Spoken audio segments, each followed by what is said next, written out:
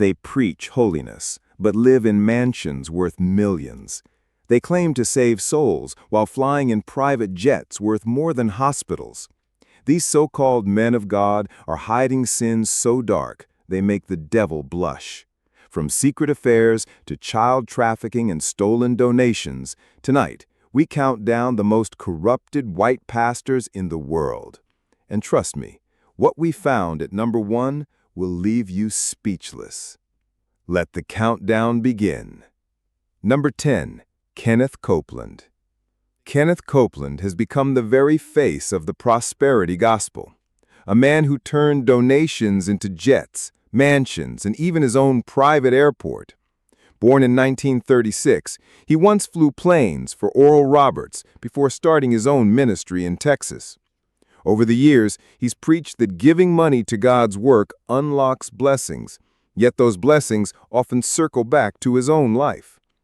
Copeland owns multiple luxury aircraft, including a $36 million Gulfstream V-jet he proudly bought from Tyler Perry and a $20 million Citation X. On his property, he built a fully functioning airport, fuel stations, hangars, and all, paid for by church contributions. He defends it by saying commercial flights are like tubes filled with demons, claiming it would stop 65% of his ministry if he traveled with regular people. Yet his jets have been tracked flying to Honolulu, Maui, and Fiji more than 140 times since 2000. He lives in a $6.3 million mansion overlooking Eagle Mountain Lake, all tax-free under his ministry's name. Audits have accused him of financial impropriety, but he shrugs it off, still raising millions for more aircraft. And yet, even his scandals look tame compared to what comes next. Number 9. Jesse Duplantis. If Copeland is the king of prosperity jets, Jesse Duplantis is his right-hand partner in excess. Born in 1949, Jesse Duplantis ministries and built his brand around charisma, humor, and wealth. He brags that Jesus would never ride a donkey if he walked the earth today. He'd fly in style. And Jesse takes that belief literally. By 2006, he already owned 3 private jets. In 2018, he shocked the world by asking his followers to donate $54 million for a Dassault Falcon 7X, saying he wanted to burn it for the Lord Jesus Christ. He has flown to Hawaii at least 16 times and boasts of luxury trips around the globe, all while insisting these jets are vital tools for God's work. Journalists who dared question him were mocked, even removed from his events, with Jesse later laughing about it from the pulpit. Alongside Copeland, he has dismissed commercial flights as demon tubes, justifying his life of opulence as holy necessity. But behind the laughter and luxury is a pattern of manipulation, because when the spotlight turns away, the scandals grow darker, and his name is not the last on this list that will make your skin crawl. Number 8. Tony Camarota. For nearly 2 decades, Tony Camarota stood on the stage of Stonebriar Community Church in Frisco, Texas. A large non-denominational church in Frisco, Texas, announced that it had fired its associate pastor, with weekly attendance hovering around 3,000 members. But in July 2024, his ministry came crashing down with a single confession, what church leaders politely called a moral failure. In an email sent to members, elders announced Camarota had admitted his misconduct, saying he was deeply remorseful but no longer fit for the pulpit. They refused to reveal what exactly he had done, urging members not to speculate. This silence only deepened suspicion. Was it financial? Was it sexual? All the church would say was that after prayer and counsel, his employment ended immediately. Members were left in shock, whispering rumors in the pews, grasping for answers that leadership refused to give.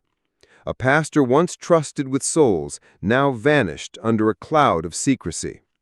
And if the lack of transparency around Camarota raised eyebrows, the next case makes it crystal clear how far some leaders will go to bury the truth.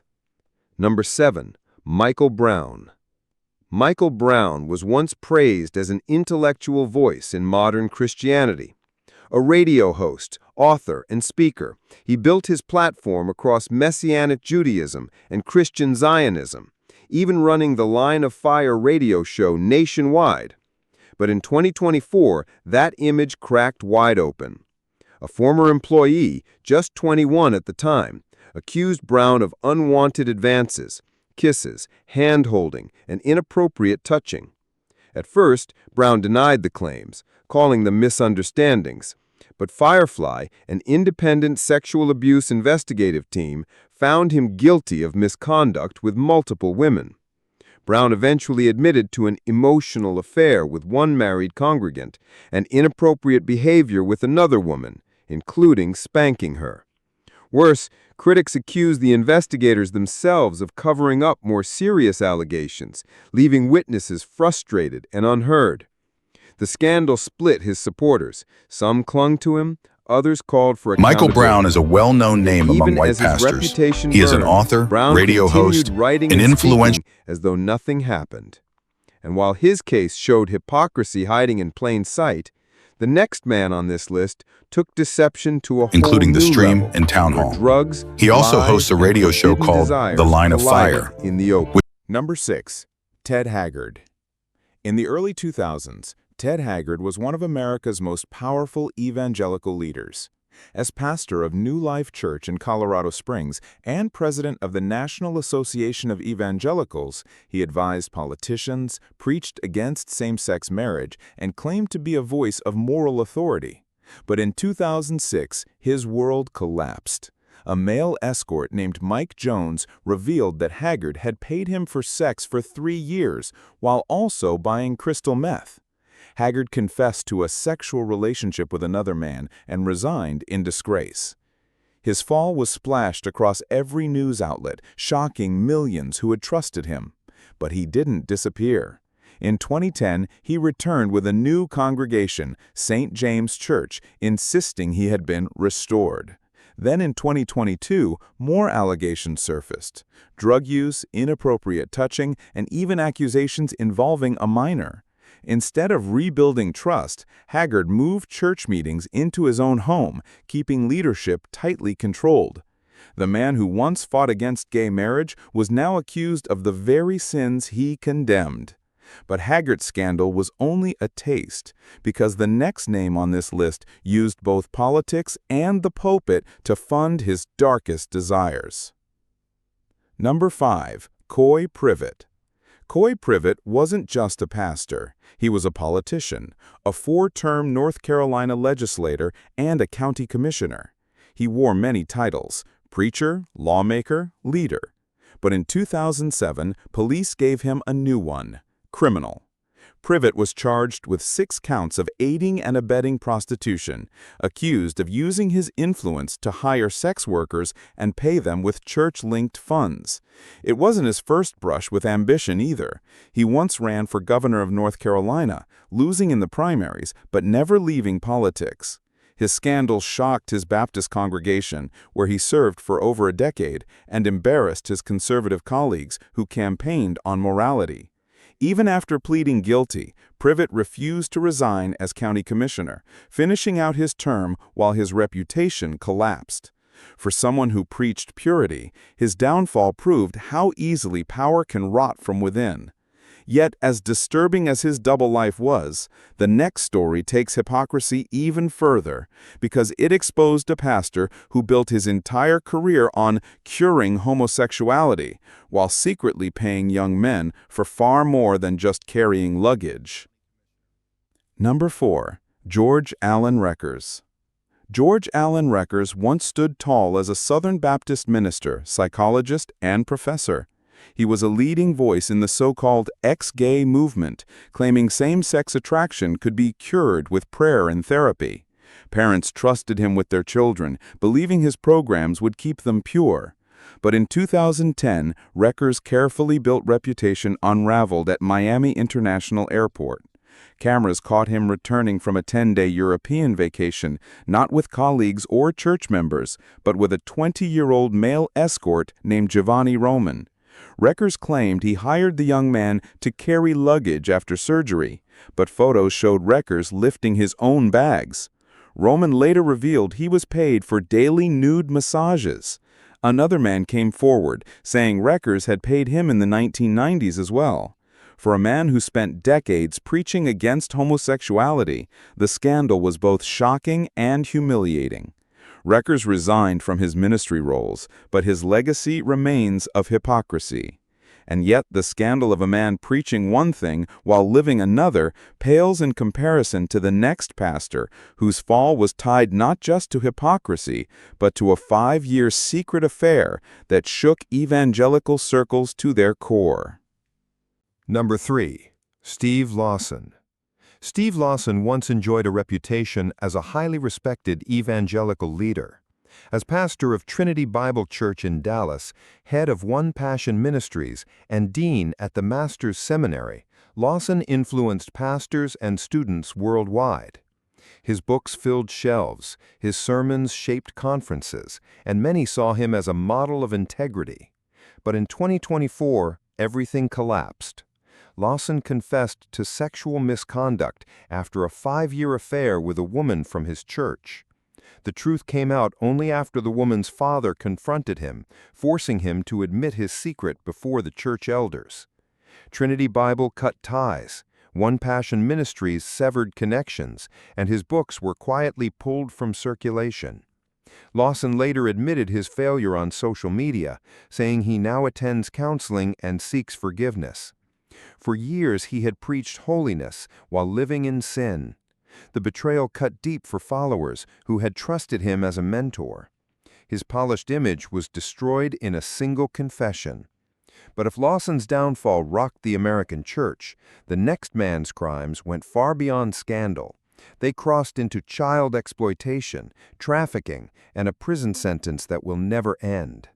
Number 2. Tony Alamo. Tony Alamo's story reads like something out of a crime novel. Born in 1934 in Missouri, he reinvented himself in Hollywood as a pop singer before finding God and launching the Alamo Christian Foundation in 1969 with his wife, Susan. Together, they built compounds in Arkansas and beyond, claiming to raise up a new movement. But behind the facade of faith was a cult-like empire built on lies, manipulation, and abuse. Followers were forced to work for free in Alamo's businesses, producing denim jackets and trinkets that made him rich. Children were sent door to door to recruit and labor without pay. Worst of all, Alamo himself preyed on minors. In 2009, he was convicted on 10 counts of child sex trafficking and transporting minors across state lines for sex. He was sentenced to 175 years in federal prison, where he died in 2017. His empire crumbled, but the scars left on survivors remain. Alamo proved how religion could be twisted into a weapon of control. And yet for all his crimes, there is one more name, someone who still walks freely, still holds crusades, and still convinces thousands to hand over their faith and their money. Number 1. Benny Hinn.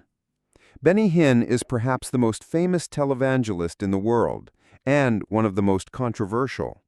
Born in 1952, he built a global ministry on miracle crusades, claiming to heal cancer, blindness, AIDS, and more. His services filled stadiums, broadcast on television worldwide. Followers believed if they sowed a seed by donating money, they would receive healing and blessing. But investigations told a different story. Journalists documented how people with genuine disabilities were blocked from the stage, while carefully chosen participants were paraded as miracles. A 2004 CBC documentary uncovered misuse of funds, and in 2020, YouTubers attempting to expose him were attacked by staff. Despite these scandals, Hinn's wealth grew. Luxury cars, a $685,000 mansion, and a lifestyle far removed from the suffering he claimed to heal. He still commands loyalty, still collects millions, still promises miracles with every broadcast. To this day, critics call him the ultimate showman of faith, a master of spectacle. But here's the chilling truth. Benny Hinn isn't the last. Behind pulpits worldwide, other pastors, black and white, continue the same game. And what's about to be uncovered in those circles might make these 10 look almost innocent. We've exposed 10 of the most corrupted white pastors in the world, men who turned pulpits into stages for greed, abuse, and deception. But here's the chilling part. These names are only the beginning. Behind church doors across the nation, scandals are still brewing, hidden by silence, shielded by power, and waiting to explode. And the next revelations? They won't just shake the faith of a congregation. They could shake the entire world of religion itself.